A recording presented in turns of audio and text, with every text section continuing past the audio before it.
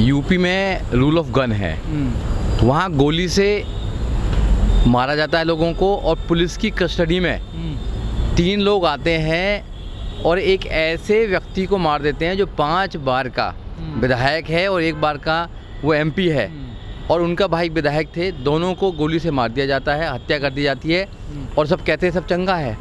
वहाँ पर अपराधी का राज हो रहा है, फिर कहते हैं चंगा है वहाँ पे। वहाँ पर एक जाति के लोगों के घरों पर बिल्डोजर घुमाया जा रहा है, फिर कहते हैं सब चंगा है। वहाँ पर अपराधी नहीं है। वहाँ जीरो बैलेंस पर जो एडमिशन हुआ करते थे उन जीरो बैलेंस की पॉलिसी को ख़त्म कर दिया जाता है। वहाँ SC ST OBC माइनॉरिटीज के बच्चे ना पढ़ें और सब कहते हैं चंगा है। अतीक अपराधी नहीं है आपकी नज़रों में? देखिए, जो भी अपराधी है, मैं अपराधी का कोई समर्थन नहीं करता हूँ। जो भी गलत करेगा, कानून के विरोध में काम करेगा, कानून द्वारा उसको सजा दिलाई जाएगी। मगर पुलिस कस्टडी में सरकार की रेस्पॉन्सिबिलिटी है किसी भी व्यक्ति की सुरक्षा देना। अगर कोई व्यक्ति अगर सुरक्षा नहीं दे पा रहा है, सरकार सुरक्षा नहीं दे पा रही है और फिर कहती है सब चंगा है, तो कहीं ना कहीं इस पर शक जाता है और शक इस हद तक जाता है कि कहीं ना कहीं कि इनका हाथ हो सकता है अगर उसमें सही जांच की जाए। ऐसा तो कुछ टैबलेट वैबलेट है नहीं। मुझे तो लगता नहीं कि यूपी के हाथ में सब टैबलेट हैं, तो यूपी के बच्चों में सब टैबलेट्स हैं। देखिए, यूपी में अभी भुखमरी है, गरीबी है, यूपी के अंदर जातिवाद है, यूपी के अंदर धर्मवाद है, यूपी के अंदर हिंदू मुसलमान है, यूपी के अंदर मस्जिद और मंदिर है, यूपी के अंदर लव जिहाद है। सारे मुद्दे तो वहाँ पर हैं और वहाँ के मुख्यमंत्री कभी गर्मी निकालते हैं, कभी सर्दी निकालते हैं, कभी वो मिट्टी में मिलाते हैं, कभी कुछ करते हैं, ऐसे ऐसे स्टेटमेंट देते हैं। कभी कहा है कि हमारे उत्तर प्रदेश के अंदर कोई बहुत बड़ी यूनिवर्सिटी बना रहे हैं, हम वर्ल्ड लेवल की यूनिवर्सिटी बना रहे हैं, हम कोई बहुत बड़ा हॉस्पिटल बना रहे हैं, हम बच्चों के लिए कोई रोजगार के लिए कोई काम दे रहे हैं। जब भी बच्चे रोजगार के लिए जाते हैं वो डंडे बरसाने का काम करते हैं और धर्म के नाम पर तो वो जय जयकार करते हैं। तो ये गलत है, ये धर्म के नाम पर चलने वाले में मिलाया जा रहा, तो दिक्कत क्या है? जो गुंडे माफिया हैं, अगर सब गोली से उनको मिट्टी में मिलाया जाएगा तो कोर्ट कचहरी क्या करेंगे? फिर इनको बंद कर दिया जाए, ताला लगा दिया जाए, फिर सुप्रीम कोर्ट क्या करेगा, हाई कोर्ट क्या करेगा, लोअर कोर्ट्स क्या करेंगे, वकील क्या करेंगे, जज क्या करेंगे, PP क्या करेगा? क्यों है इस व्यवस्था? इस व्यवस्था को कमज़ोर किया जा रहा है। कमज़ोर इसलिए किया जा रहा है क्योंकि गरीब व्यक्ति को यहाँ से उम्मीद होती है कि न्याय मिलेगा। सब गोली से अगर न्याय मिलने लगा तो गरीब जो व्यक्ति कानून के माध्यम से जो कानून का राज चाहता है उसको कमज़ोर करना चाहते हैं। कानून व्यवस्था को तो मजबूत नहीं करना चाहते, कानून प्रक्रिया को मजबूत नहीं करना चाहते हैं। 20-20 साल एक केस में लग जाते हैं, उसको तो मजबूत नहीं करना चाहते हैं। जजों की भर्तियां नहीं करना चाहते हैं, अच्छा जो इंफ्रास्ट्रक्चर है उसको नहीं बनाना चाहते हैं। देखिए, मेरी बात मानिए, अपराधी को अंत कानून करेगा।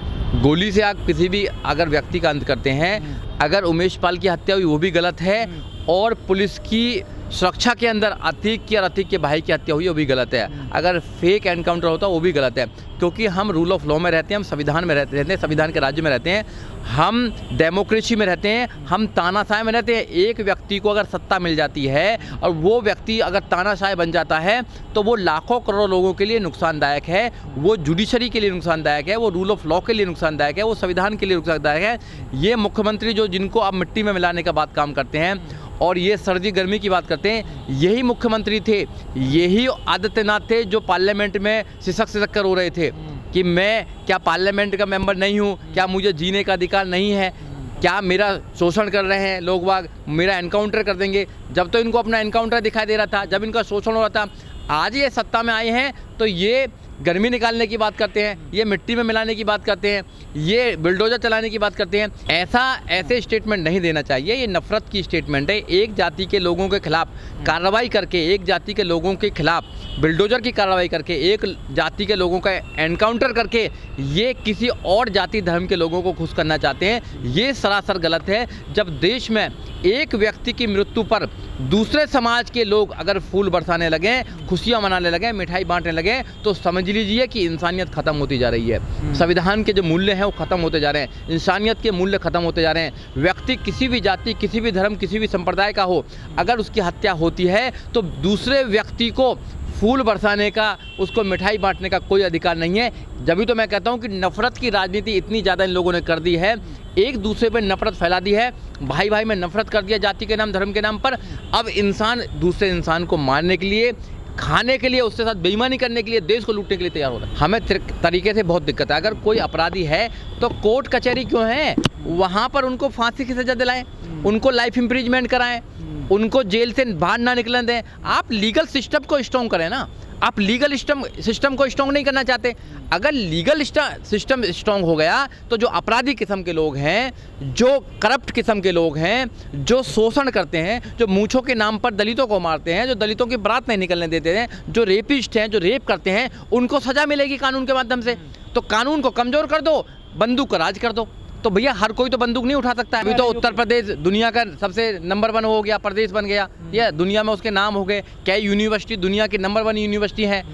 समझ रहे हो ना बात को? ये वाहवाही करने वाले कौन लोग हैं योगी जी? ये सब सारे जितने भी लोग हैं, ये चमचे किस्म के लोग हैं, ये भगत किस्म के लोग हैं।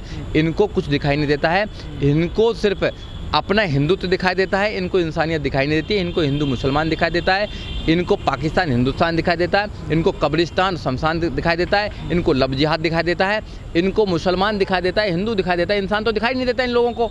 अरे भैया हिंदू मुसलमान तो बाद में है, पहले तो इंसान है। इंसान को बचाओ, इंसानियत को बचाओ, जो संविधान के अंदर है। आप ना संविधान को बचाना चाहते, ना इंसानियत को बचाना चाहते, ना एजुकेशन को बचाना चाहते, ना लॉ एंड ऑर्डर को बचाना चाहते, किसी को भी नहीं बचाना चाहते, जंगलराज करना चाहते हो यहाँ पे। क्या सरकार क्या है? सरकार तो जेबड़ी का श्याम बनाती है, और सरकार उन लोगों को अपने रास्ते से हटाने का काम करती है जो सरकार की गलत नीतियों को उजागर करते हैं, उनकी गलत नीतियों के खिलाफ बोलते हैं। सरकार झूठी एफआईआर करती है, सरकार यूएपी लगाती है, सरकार एनएसए लगाती है, जेल में डालने का काम करती है, और जो विपक्ष के नेता हैं उन पर सीबीआई की जांच कराती है, उन पर ईडी की जांच कराती है, और उनको खरीदने का काम भी करती है।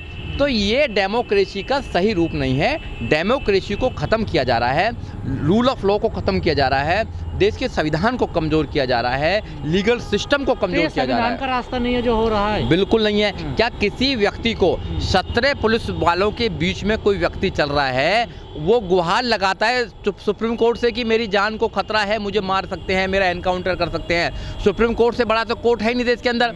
सुप्रीम कोर्ट कहता है कि लॉ एंड ऑर्डर जो है वो स्टेट का मामला है, और Uttar Pradesh state supreme court के अंदर एफिडेविट देता है कि हमारी रेस्पॉन्सिबिलिटी है, हमारी जिम्मेदारी है किसी भी व्यक्ति की रक्षा करना।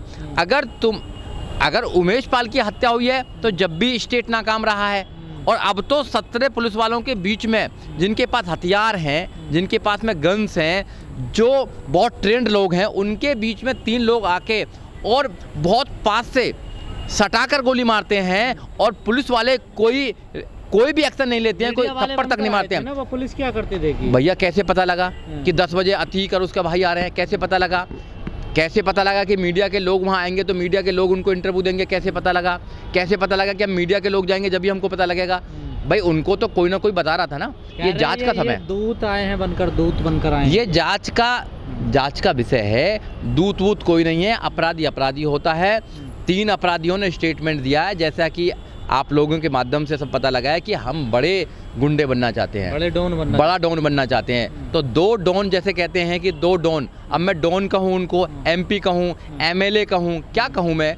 ऐसे लोगों को मारने के लिए 3 लोग आते हैं नौजवान, और कहते हैं हम डॉन बनना चाहते हैं, और पुलिस उनका एनकाउंटर भी नहीं करती है, पुलिस उन पर थप्पड़ भी नहीं मारती है। तो कहीं ना कहीं मुझे साजिश की बू आती है, उसकी जांच होनी चाहिए। सुप्रीम कोर्ट को इसमें स्यू मोटो लेना चाहिए था, सुप्रीम कोर्ट को मॉनिटरिंग करनी चाहिए, और ऐसी घटनाओं पर रोक लगनी चाहिए जो फेक एनकाउंटर करके एक समाज को, एक वर्ग को, एक धर्म को जो खुश करना चाहते हैं, एक नैरेटिव सेट करना चाहते हैं कि हम अपने लोगों की रक्षा करना चाहते हैं। ये तुम्हारे लोगों की रक्षा नहीं करना चाहते हैं, ये सामाजिक मूल्यों को ख़त्म करना चाहते हैं, भाईचारे को ख़त्म करना चाहते हैं, इंसानियत को ख़त्म करना चाहते हैं, ये संविधान को ख़त्म करना चाहते हैं, रूल ऑफ लॉ को ख़त्म करना चाहते हैं, ये बाबा साहब डॉक्टर अम्बेडकर के आइडिया ऑफ इंडिया को ख़त्म करना चाहते हैं। ये लोग देश के दुश्मन हैं, ऐसे लोग।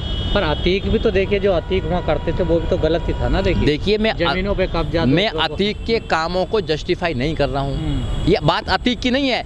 अतीक की जगह कोई और भी होता, अगर श्याम होता, कोई राम होता, कोई लक्ष्मण होता, कोई हिंदू होता, कोई क्रिश्चियन होता, कोई पारसी होता, कोई बौद्धिस्ट होता, अगर वो भी व्यक्ति होता तो मैं उसके भी लिए यही बात उठाता कि जो कानून की रक्षा में जो आदमी है, 17 पुलिस वाले उसकी रक्षा कर रहे हैं, और 3 लोग आकर गोली से सटाकर गोली मारते हैं, तो कहीं ना कहीं इसमें साजिश की बू है। ऐसा नहीं होना चाहिए। फेक एनकाउंटर जो देश में चल रहे हैं वो नहीं होने चाहिए। ये इंसानियत के लिए बिल्कुल गलत है।